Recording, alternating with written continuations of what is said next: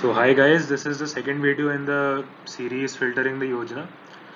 और आज हम लोग जो मार्च 2021 का एडिशन है योजना मैगजीन का release by ministry of information and broadcasting उससे डील करेंगे। ये जो एडिशन है ये यूनियन बजट के जो प्रपोजल्स हैं उनको मद्देनज़र रखते हुए निकाला गया है और उसके प्रपोजल से डील करता है और उनके कॉन्सिक्वेंसेस या किस तरीके से वो हमारी पूरी पॉलिसी एग्जिस्टिंग पॉलिसी को कैसे इम्प्रूव कर पाएंगे उससे डील करता है। तो चलिए आगे बढ़ते हैं। मैं आप लोगों को थोड़ा इस वीडियो के फ्लो के बारे में बता देता हूँ। ये सुनने के बाद आप लोग डायरेक्टली चाहें तो उस पर्टिकुलर सेगमेंट में जंप कर सकते हैं जिसमें आपका इंटरेस्ट हो या जिससे आपको फ़ायदा हो, तो उसको मैं इस वीडियो को वैसे उसी हिसाब से सेगमेंट भी कर दूंगा। तो सबसे पहले मैं आप लोगों को थोड़ा इंट्रोडक्शन दूंगा इस इशू के बारे में, इस पर्टिकुलर मार्च एडिशन वाले इशू के बारे में। सेकेंडली मैं आपको बताऊंगा थोड़ा बजट के मतलब ये बजट कंसाइसली क्या क्या चीज़ों से डील करता है जो कि इस मैगजीन में इन्होंने मेंशन करी है। इसके जो 6 मेन पिलर्स हैं बजट के, जो कहा जा सकता है कि इन 6 पिलर्स में पॉलिसीज़ बनाई जाएंगी आने वाले फाइनेंशियल ईयर में, तो उनसे डील करेंगे। उनके थोड़े की पॉइंटर्स मैं आप लोगों को बताऊंगा। और जैसा कि लास्ट टाइम हुआ था, मैं आपको एंड में वैल्यू एडिशन मटेरियल प्रोवाइड करूंगा जो आप लोग डायरेक्टली अपने मेंस के आंसर्स में और एसेज में यूज कर सकते हैं। चलिए आगे बढ़ते हैं। तो सबसे पहला क्वेश्चन ये आता है, और खास करके ये यूपीएससी एस्पिरेंट्स के मन में तो ज़रूर आ रहा होगा कि बहुत कंटेंट अवेलेबल है बजट के बारे में। आप पीआरएस देख लीजिए, आप पीआईबी देख लीजिए, आप हर कोचिंग इंस्टीट्यूट के इंफॉर्मेशन रहती है उस पर, तो मैं ये योजना का इशू क्यों पढ़ूँ? तो इसका एक सिंपल सा आंसर है कि ये जो इशू है इसमें डील करा गया है कि बजट के प्रपोजल्स तो हैं ही, बट वो प्रपोजल्स कैसे एग्जिस्टिंग पॉलिसी को हैंडल करते हैं और कैसे आगे प्रोग्रेस करी जाएगी with the actual facts at that point in mind at the time. जैसे कि अगर मैं बात करूं कि हेल्थ के प्रपोजल्स के बारे में, तो ये जानना सिर्फ इम्पोर्टेंट नहीं है कि यार कितना इन्वेस्ट करा गया है हेल्थ में या कितना ज़्यादा इम्प्रूवमेंट है जो हमारे बजट एस्टिमेट्स हैं हेल्थ के, बट ये जानना इम्पोर्टेंट है कि कौन से ऐसे प्रॉब्लम्स हैं जिनको डायरेक्टली टैकल करा गया है और क्या ऐसी सिचुएशन थी पहले और कैसे वो इम्प्रूव हो जाएगी। इसके साथ ही साथ इसके जो कंट्रीब्यूटर्स हैं, इस बार बहुत डाइवर्स कंट्रीब्यूटर्स लेकर के आए हैं योजना मैगजीन, क्योंकि ना ही सिर्फ इसमें एडमिनिस्ट्रेटर्स हैं बल्कि इंडस्ट्री, एकेडमिया और थिंक टैंक के भी कंट्रीब्यूशंस आए हैं इस मैगजीन में। और अगर मैं आपको एक एग्जांपल दूं, तो इस बार के जो हमारे फाइनेंस कमीशन के चेयरमैन हैं मिस्टर एन के सिंह आईएएस, वो उन्होंने लीड आर्टिकल लिखा है। तो ये बताता है कि इस मैगजीन का एक्चुअल में वेटेज क्या है while trying to understand the budget of this year. ठीक है, लेकिन ये कहते हुए भी मैं आप लोगों को एक चीज़ थोड़ा बता देता हूँ कि ये चीज़ आप लोग ध्यान रखते हुए ये वीडियो देखिएगा या कोई भी आप बजट आप पढ़ेंगे, क्योंकि अ, इस बजट ये बजट रिलीज हुआ था फरवरी में, और उसके बाद से हम सबको अब पता है कि कोरोना वायरस की सेकेंड वेव ने बहुत ज़्यादा इम्पैक्ट किया है हमारे कंट्री पे। बहुत लोगों की डेथ्स हुई है और बहुत हमारी इकोनॉमी में भी बहुत बुरा असर पड़ा है और ये दिखेगा। बट बजट क्योंकि फरवरी में पास किया गया था, तो उसने ये कंसिडरेशंस नहीं लिए थे अपने बजटरी एस्टिमेट्स में। तो उस चीज़ को ध्यान में आप लोग रखिएगा, और मैंने रखा है, इस वजह से मैंने आप लोगों को ज़्यादा फैक्ट्स ऐसे नहीं बताए हैं जो कि आगे चलते हुए मे बी रिडंडेंट हो जाए। हाँ, तो अब मैं बात करूंगा कि इस बजट के कौन से ऐसे इम्पोर्टेंट फाइनेंशियल प्रपोजल्स हैं जिनकी मदद से फंड्स अक्रू करे जा रहे हैं, या कौन से एग्जेम्पशंस दिए जा रहे हैं, या कौन से ऐसे सेसेस चढ़ाए गए हैं जिनकी वजह से जिनकी वजह से सरकार को सारे प्रपोजल्स एग्जीक्यूट करने में फ़ायदा होगा, या कौन से ऐसे प्रोसीजरल चेंजेस लाए गए हैं। सबसे पहले फाइनेंस कमीशन की बात करते हैं। फाइनेंस कमीशन की जो रिपोर्ट है 15 फाइनेंस कमीशन की, जो 2020 से 2021 से लेकर 2025-26 तक एक्टिव रहने वाली है, तो उसके बारे में मैं बात करता हूँ आप लोगों से। तो फाइनेंस कमीशन का मेन ऑब्जेक्टिव होता है कि जो सेंटर के पास फंड्स अक्रू होते हैं थ्रू टैक्सेशन, वो कैसे हम लोग डिस्ट्रीब्यूट करें between the centre and the states as well as among the states. मतलब कौन से स्टेट, कौन से राज्य को ज़्यादा फंडिंग मिलनी है, कम फंडिंग मिलनी है, या कौन से राज्यों को ग्रांट्स मिलनी है किसी एक स्पेशल रीज़न की वजह से, या कौन से स्पेशल सेक्टर्स को ग्रांट देनी है, ये सारी चीज़ें डील करती है फाइनेंस कमीशन। और इस बार भी उन चीज़ों से डील करा है। कुछ इंपॉर्टेंट रिकमेंडेशंस करे हैं इस बार फाइनेंस कमीशन ने। With respect to defence and internal security एक मॉडर्नाइजेशन फंड इंस्टीट्यूट करा गया है उनके जो इंफ्रास्ट्रक्चर है उसको बेटर करने के लिए। और दूसरा रिकमेंडेशन आया है डिजास्टर मिटिगेशन फंड्स का। जैसा कि आप लोगों को पता है कि रिसेंट में काफ़ी ज़्यादा एक्सट्रीम इवेंट्स, साइक्लोन्स का इंसिडेंस बढ़ गया है, उसको मद्देनज़र रखते हुए इस कमीशन ने मिटिगेशन फंड्स का रिकमेंडेशन दिया है सरकार को। इसके अलावा एक जो इम्पोर्टेंट चीज़ है वो है कि इस बजट ने इन्वर्टेड ड्यूटी स्ट्रक्चर को काफ़ी स्ट्रांगली टैकल करा है, उसको कैलिब्रेट करने की कोशिश करी। तो मैं आप लोगों को बता देता हूँ थोड़ा इन्वर्टेड ड्यूटी स्ट्रक्चर क्या होता है। अ, जैसे आप मान लीजिए क्या हो रहा है कि इंडिया अभी प्रमोट कर रहा है सोलर पीवी मॉड्यूल्स बनाने के लिए, जो फोटोवोल्टाइक मॉड्यूल्स हैं जो कि यूज़ होते हैं हमारे सोलर एनर्जी जनरेशन के लिए। उस तो इसमें अगर मान लीजिए ऐसा हो जाता है कि इंडिया में कोई कंपनी है जो सोलर पैनल्स बना रही है, तो उसको अलग अलग कंपोनेंट्स इंपोर्ट करने पड़ रहे होंगे। जैसे उसको सिलिकॉन वेफर्स इंपोर्ट करने पड़ रहे होंगे, या जर्मेनियम वेफर्स इंपोर्ट करने पड़ रहे होंगे। उसको ऐसी स्टोरेज बैटरीज इंपोर्ट करनी पड़ रही होंगी जिसमें वो स्टोर कर सकती है जो एनर्जी जनरेट हो रही है। तो अगर ऐसा हो जाए कि इन कंपोनेंट्स पे जो इंपोर्ट ड्यूटी लग रही है वो पूरे सोलर पैनल अगर मैं इंपोर्ट करूं उससे ज्यादा हो जाए, तो उसको इन्वर्टेड ड्यूटी स्ट्रक्चर कहते हैं। तो इसमें प्रॉब्लम क्या होती है सिचुएशन में कि जो भी इंडिया में बायर होगा उसके लिए आसान ये हो जाएगा कि वो इंपोर्ट ही कर ले पूरी चीज, क्योंकि उसको उस पर कम ड्यूटी देनी पड़ेगी कंपेयर टू वनस्पत इसके कि अगर इंडिया में कोई प्रोड्यूस कर रहा है with the raw materials which are taxed at a higher import duty. तो इस चीज को थोड़ा सही करने की कोशिश करी गई है इस बजट में। काफी इंपॉर्टेंट से काफी सारे सेक्टर्स में करी गई है।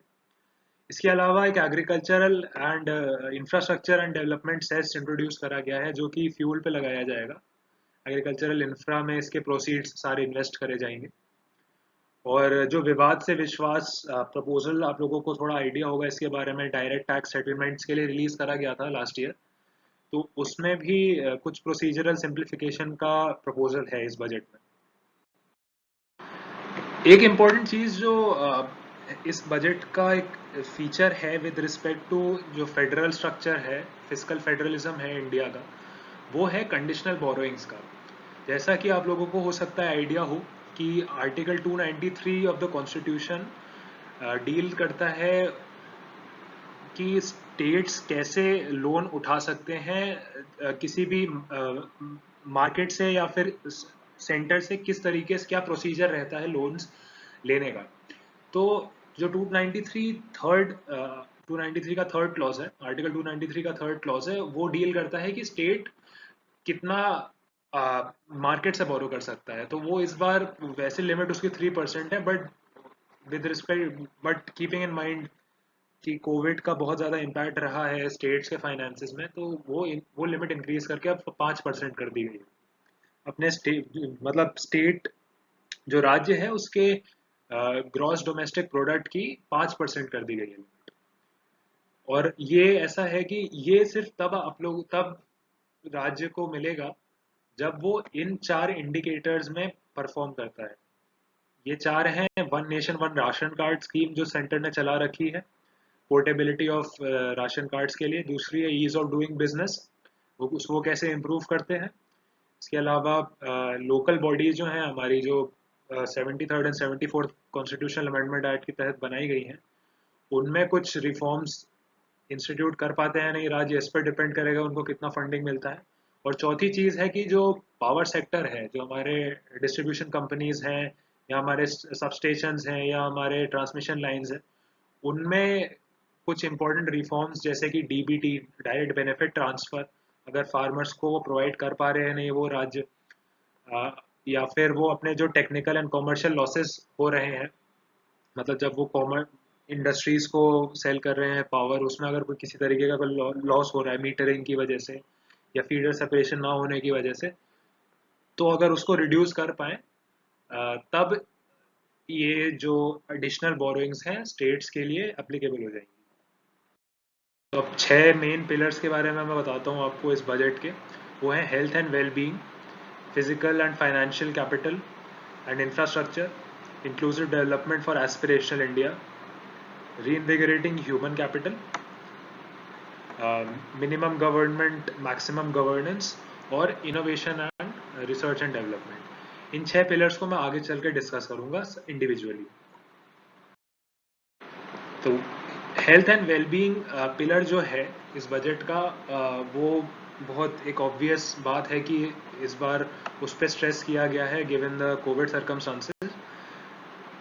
तो उसको देखते हुए आत्मनिर्भर स्वस्थ भारत योजना लॉन्च करी गई है। इस स्कीम का ऑब्जेक्टिव है जो हमारे प्राइमरी, सेकेंडरी, टर्शरी के हेल्थ सेक्टर्स जो हैं उन सेक्टर्स को किस तरीके से हम स्ट्रेंथन कर पाएं, और जो साथ ही साथ हमारे इंस्टीट्यूशंस हैं, मेडिकल इंस्टीट्यूट्स हैं, चाहे वो कन्वेंशनल मेडिसिन के हों, वेस्टर्न मेडिसिन के हों, या फिर वो इंडियन स्कूल ऑफ मेडिसिन के हों, उनको हम कैसे जो एग्जिस्ट है उनको स्ट्रेंथन कर पाएं और कैसे नए सेंटर्स हम बना पाएं जो कि हेल्थ सिस्टम्स को हमारे स्ट्रेंथन करेंगे। इसके साथ ही साथ 5 regional branches of national centre for disease control भी इस बजट का एक प्रपोजल है विद रिस्पेक्ट टू हेल्थ। इसके अलावा री इन्विगरेटिंग ह्यूमन कैपिटल की बात करते हैं तो ये पिलर डील करता है किस तरीके से एजुकेशन पे फोकस किया गया है। तो 3 ब्रॉड वर्टिकल्स हैं एजुकेशन में जो जिनसे बजट डील करता है, वो है regulation of education, quality enhancement of education and niche education. मतलब कि कुछ स्पेसिफिक सेक्टर्स में एक स्पेशल तरीके की एजुकेशन प्रोवाइड करने को कहते हैं एक नीश एजुकेशन। तो रेगुलेशन की बात करी जाए तो mainly higher education commission of India एक नया अम्ब्रेला रेगुलेटर प्रपोज करा गया है। जैसे अभी अलग अलग रेगुलेटर हैं, यूनिवर्सिटी ग्रांट्स कमीशन है, नेशनल एक्रेडिटेशन काउंसिल है, तो और हर इंडिविजुअल कोर्स के अपने रेगुलेटर्स होते हैं, तो उसके उनको रिप्लेस करते हुए एक अम्ब्रेला रेगुलेटर HECI प्रपोज किया गया। और क्वालिटी एनहांसमेंट के लिए एक इम्पॉर्टेंट प्रपोजल जो है वो एकेडमिक बैंक ऑफ क्रेडिट का है। तो मैं इसको थोड़ा आपको आइडिया दे देता हूँ। एकेडमिक बैंक ऑफ क्रेडिट आप ऐसे समझिए कि एक नॉर्मल बैंक अकाउंट की तरह ही है, बस इसमें डिफरेंस क्या है कि जो स्टूडेंट का एकेडमिक हिस्ट्री है वो उसका अकाउंट बनती है, और वो जैसे जैसे नए नए कोर्सेज करता जाता है, क्रेडिट्स उसके बढ़ते जाते हैं, तो वो चीज़ें अक्रू हो जाती हैं उसके अकाउंट। किसी भी टाइम पे अगर वो स्टूडेंट चाहे तो इन क्रेडिट्स को रिडीम करके वो अपनी डिग्री, कोई किसी भी लेवल की डिग्री वो क्लेम कर सकता है। तो इससे फायदा क्या होता है? इससे फायदा ये होता है कि दो चीज़ों में बहुत ज़्यादा फ्लेक्सिबिलिटी मिल जाती है। अगर कोई स्टूडेंट चाहे तो वो अलग अलग कोर्सेज करके अपने क्रेडिट्स एक्यूमुलेट कर सकता है। कोई फिक्स्ड प्रोसेस नहीं है, फिक्स्ड करिकुलम नहीं है जो उसको फॉलो करना पड़ेगा। तो इंटरेस्ट जिस सब्जेक्ट में उसका होगा वो वाले कोर्सेज उठा के अपने क्रेडिट्स कर सकता है। और जैसे ही उसके क्रेडिट्स हो जाएं एक पर्टिकुलर थ्रेशोल्ड तक, तो वो उस थ्रेशोल्ड के कॉरस्पॉन्डिंग डिग्री ले करके एग्जिट कर सकता है, और चाहे तो वो अपनी डिग्री एक्सटेंड भी कर सकता है। मतलब एक तरीके से उस करिकुलम में जो एक रिजिडिटी थी कि इतने ही साल में आपको करना है और इतने ही कोर्सेज हैं जो आप कर सकते हैं, वो हट जाएगी। ठीक है, तो ये एक बहुत इंपॉर्टेंट फ्लेक्सिबिलिटी मिल जाएगी बच्चों को इसमें। और इसके साथ ही जो दूसरी फ्लेक्सिबिलिटी मिलेगी वो है कि जैसे ये था कि हमने प्रोग्राम्स अपने डिफरेंट कोर्सेज में आप ले सकते हैं, मतलब आप अलग अलग कोर्सेज कर सकते हैं, उसकी फ्लेक्सिबिलिटी आपको मिल जाएगी। दूसरी फ्लेक्सिबिलिटी भी मैंने कवर कर ली, वो ये है कि किसी भी टाइम पे आप एग्जिट कर सकते हैं, मल्टीपल एग्जिट ऑप्शंस वाली फ्लेक्सिबिलिटी भी मिल जाएगी। जैसे ही आपका एक लेवल का सर्टिफिकेशन हो जाता है, अमाउंट ऑफ क्रेडिट्स हो जाता है एक्यूमुलेट, तब आप एग्जिट कर सकते हैं। ज़रूरी नहीं आपको 4 साल ही करना है बीटेक के लिए, 3 साल ही करने ह्यूमैनिटीज़ के कोर्सेज के लिए। ये और तीसरा नीश एजुकेशन में बात करूँ मैं तो कल्चरल एजुकेशन पे फोकस है और डिजिटल डिजिटल एजुकेशन पे फोकस किया है। इसमें नेशनल डिजिटल एजुकेशन आर्किटेक्चर एक इम्पोर्टेंट प्रपोजल है इस बार। जो डिजिटल एजुकेशन जिसका बूम हुआ है पिछले साल में फॉर ऑब्वियस रीजंस, उसके एजुकेशन इकोसिस्टम को बनाने के लिए, ताकि टीचिंग, लर्निंग और एडमिनिस्ट्रेशन कैसे और इफेक्टिव कर पाए on digital education, through digital education and on digital education, उस पर फोकस करा गया। उसके आर्किटेक्चर को हम उस बनाने के लिए ये स्कीम लॉन्च करी गई। इसके अलावा जो थर्ड वर्टिकल है वो है inclusive development for aspirational India. तो एस्पिरेशनल इंडिया से तात्पर्य ये है कि जो 112 एस्पिरेशनल डिस्ट्रिक्ट्स नीति आयोग ने डिटर्मिन करी थी 2018 में, मतलब इसका है कि जो डिस्ट्रिक्ट्स जिनमें ह्यूमन डेवलपमेंट इंडिकेटर्स बहुत अच्छे नहीं हैं, किसी भी तरीके से, किसी भी वजह से, वो वहाँ पे न्यूट्रिशन की प्रॉब्लम है, या फिर वहाँ पर पानी नहीं मिल रहा है, या फिर वहाँ एजुकेशन की कमी है, तो उन पे स्पेसिफिकली टारगेट किया गया है इस बजट में। तो जैसे न्यूट्रिशन नहीं है तो उसके लिए एक पोषण 2.0 स्कीम लॉन्च करी गई है through through the amalgamation of existing schemes, पोषण 1.0 एंड सप्लीमेंट्री न्यूट्रिशन प्रोग्राम। इसके अलावा पानी या सैनिटेशन की प्रॉब्लम है तो जल जीवन मिशन अर्बन लॉन्च करा गया है अर्बन हाउस होल्ड्स को कनेक्ट करने के लिए। और तीसरी चीज़ जो है वो है Eklavya model residential schools setup करे जाएंगे, जो हमारे अनुसूचित जनजातियां हैं, जिन भी डिस्ट्रिक्ट्स में उनका नंबर 50% से ज़्यादा हो जाता है पॉपुलेशन के, उन डिस्ट्रिक्ट्स में सेटअप करने का प्लान है।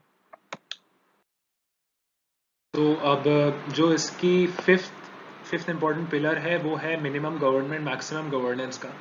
तो जैसे आप लोगों को आइडिया होगा कि इस पर्टिकुलर गवर्नमेंट का हमेशा से ही एक कोर ऑब्जेक्टिव रहा है डिसइन्वेस्ट करना, ताकि डिसइन्वेस्ट करना मतलब there is no role for government to play in business. ये हम पीएम मोदी का एक स्टेटमेंट भी रहा है।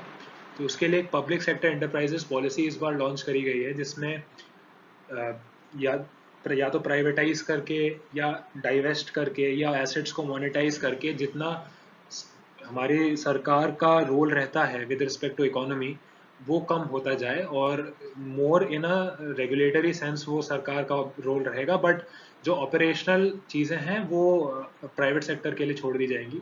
बट इसमें ये इम्पोर्टेंट चीज़ टू नोट करने के लिए है कि स्ट्रेटेजिक सेक्टर टैग कॉन्सेप्ट लाया गया है, कि ये जो 4 सेक्टर हैं, ट्रांसपोर्ट, टेलीकॉम, फाइनेंशियल सर्विसेज और एनर्जी, इन 4 सेक्टर्स में सरकार का प्रेजेंस अभी भी रहेगा। मतलब ऐसा नहीं है कि इनमें कोई पीएसबी नहीं रहेंगी, मैक्सिमम मतलब कोई पब्लिक सेक्टर एंटरप्राइज पीएसई नहीं रहेगी। इसमें अप टू 4 पीएसईज रह सकती हैं अभी भी। अलावा जैसे 6 पिलर वैसे तो research and development and innovation पे था, बट उसमें इतना ज़्यादा फोकस नहीं रहा है। उसमें बस एक इम्पॉर्टेंट चीज़ जानने की ये है कि नेशनल रिसर्च फाउंडेशन, जो कि नेशनल एजुकेशन पॉलिसी में बनाई गई थी, वो उसमें कुछ उसके लिए 50,000 करोड़ का एलोकेशन दिया गया है, बट बहुत कोई सिग्निफिकेंट चेंजेस नहीं लाए हैं उसमें। तो उसके जगह पे मैं आप लोगों को एग्रीकल्चर के कुछ इंपॉर्टेंट पॉइंटर्स बता देता हूँ। क्योंकि आप लोगों को आइडिया तो रहा ही होगा कि लास्ट ईयर में एग्रीकल्चर बहुत ज़्यादा न्यूज़ में रहा है with because of the protests against the 3 agricultural bills that were introduced in the parliament Covid के टाइम पे। तो उनसे कुछ उनको एड्रेस करने के कुछ इंपॉर्टेंट पॉइंटर्स इस बार बजट में दिखे हैं। जैसे कि मार्केटिंग काफ़ी ज़्यादा न्यूज़ में था कि मंडी जो है हमारी agriculture produce marketing companies APMCs, उनका उनका एग्जिस्टेंस क्या फ्यूचर में रहेगा, या वो ख़त्म हो जाएंगी प्राइवेट सेक्टर के आने की वजह से। तो उसको टैकल करने के लिए जो हमारा एग्रीकल्चरल इंफ्रास्ट्रक्चर फंड था, जो आत्मनिर्भर भारत योजना के अंडर बनाया गया था, उन उसको एक्सटेंड कर दिया गया एपीएमसी के लिए, कि अब ये लोग भी इनसे एआईएफ से क्रेडिट लेकर के एग्रीकल्चरल इंफ्रास्ट्रक्चर बना सकते हैं। इसके साथ ही जो हमारा electronic national agricultural market e NAM है, जो एक डेटाबेस है, सारी डेटाबेस है एपीएमसीज का, एंड प्रोवाइड करता है electronic solution for marketing of agriculture produce. उसमें 1000 एपीएमसीज को और जोड़ने का प्लान है। तो ये दो इम्पोर्टेंट चीज़ें हैं जो कि एग्रीकल्चरल मार्केटिंग से डील करती हुई हैं इस बजट में। इसके अलावा एक इम्पॉर्टेंट स्कीम जो क्रेडिट फैसिलिटीज़ है, क्रेडिट फैसिलिटीज़ लेते हैं हमारे किसान भाई बहन, बैंक से या कोऑपरेटिव से, उनके उसके लिए एक स्वामित्व स्कीम इंट्रोड्यूस करी गई है जो कि है survey of villages and mapping with improvise technology. इससे क्या होगा कि हम अगर हम सारे लैंड रिकॉर्ड्स को मैप कर पाए तो हम राइट टू प्रॉपर्टी दे सकते हैं उन लैंड पार्सल्स के लिए फार्मर्स को।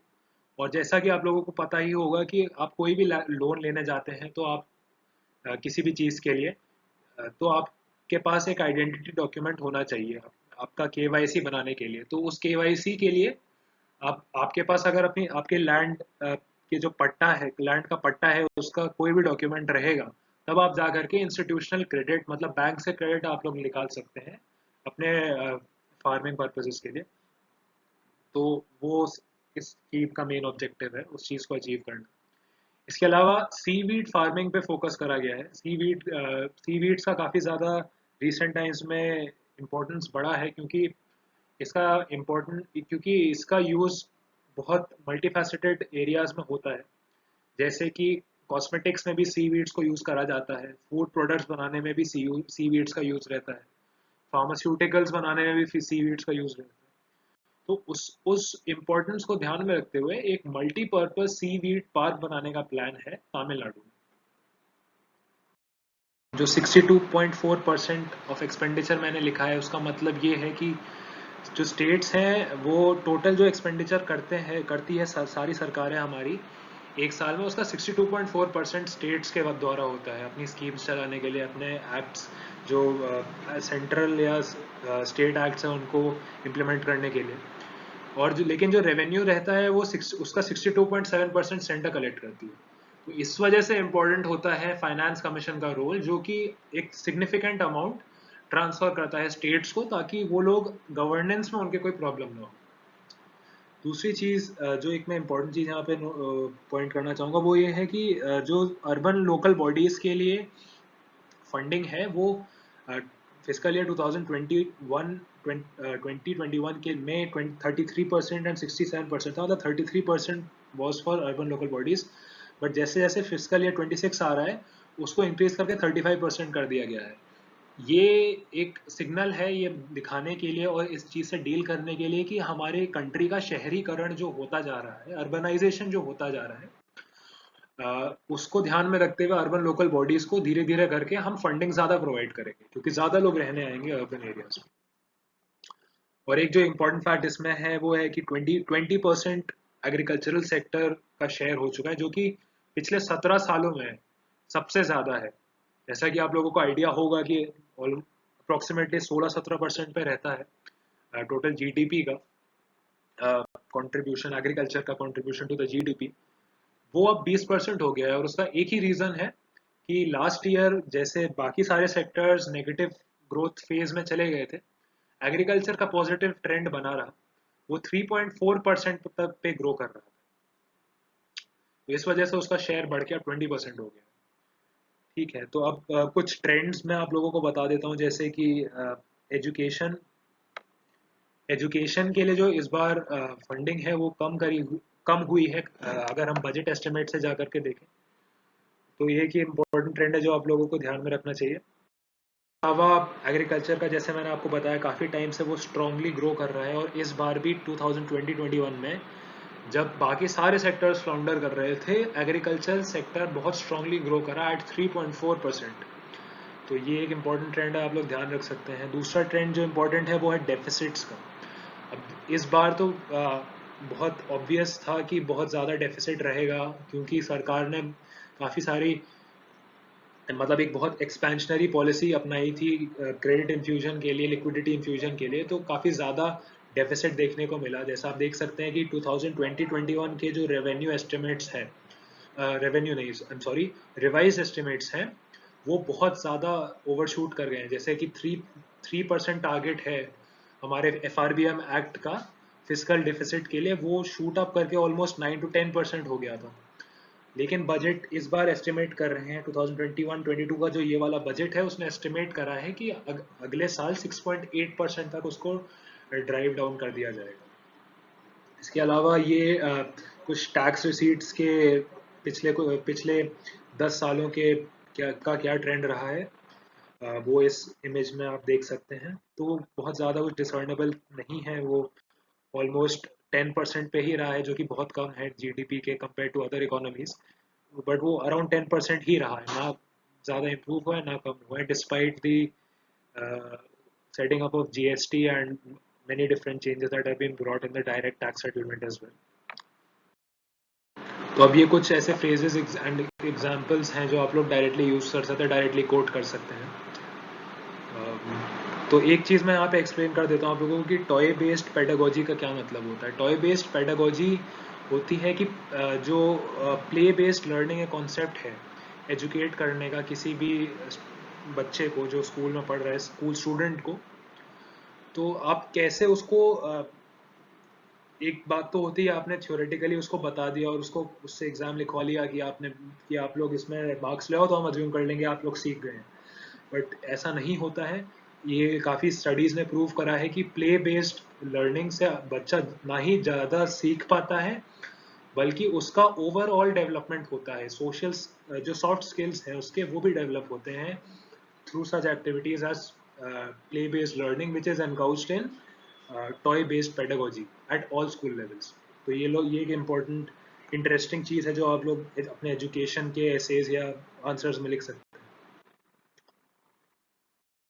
अब कुछ ये ऐसे इंपॉर्टेंट इन्फोग्राफिक्स हैं, आप लोग डायरेक्टली इसको यूज़ कर सकते हैं, मैं ज़्यादा इसमें एक्सप्लेन नहीं करूँगा। ये है क्राइटेरिया जो फाइनेंस कमीशन का क्राइटेरिया रहता है for horizontal devolution of funds, मतलब किस स्टेट को कितना फंड मिलेगा वो इन क्राइटेरिया पे डिपेंड करता है। इसके अलावा कुछ ये 5 ग्रांट्स हैं जो फाइनेंस कमीशन प्रोवाइड करती है, apart from the vertical devolution जो हम लोगों ने बात करी थी, जो सेंटर का कितना हिस्सा स्टेट्स को मिलेगा, उसके अलावा ये ग्रांट्स हैं जो फाइनेंस कमीशन रिकमेंड करती है। और ये आत्मनिर्भर स्वस्थ भारत योजना जो मैंने आप लोगों को बताई थी, हेल्थ सिस्टम स्ट्रेंथनिंग की, उसके 4 इंपॉर्टेंट सेक्टर्स हैं। वन हेल्थ एक बहुत इंपॉर्टेंट कॉन्सेप्ट है जो बताता है कि हमारी एज ह्यूमंस हमारे हेल्थ परफॉर्मेंस सिर्फ हमारे ह्यूमन हेल्थ पे नहीं डिपेंड करता, वो इस बात पे भी डिपेंड करता है कि हमारे सराउंडिंग में एनवायरनमेंट कितना हेल्दी है और जो हमारा फौना है वो कितना हेल्दी है। तो animal health, human health and global and environmental health, इन 3 चीज़ों का अमेलगमेशन है वन हेल्थ कॉन्सेप्ट। तो उस चीज़ पे फोकस करिएगा। ये national institute for one health setup करने की बात हुई है इस बार, तो ये एक इम्पॉर्टेंट कॉन्सेप्ट है। हाँ, तो अब ये जो इन्फोग्राफिक है ये higher education commission of India जो कि सेटअप करा गया एक प्रपोज्ड अम्ब्रेला रेगुलेटर है, वो कौन से वर्टिकल से डील करेगा उसको बताता है। Standard setting of educational curricula and everything.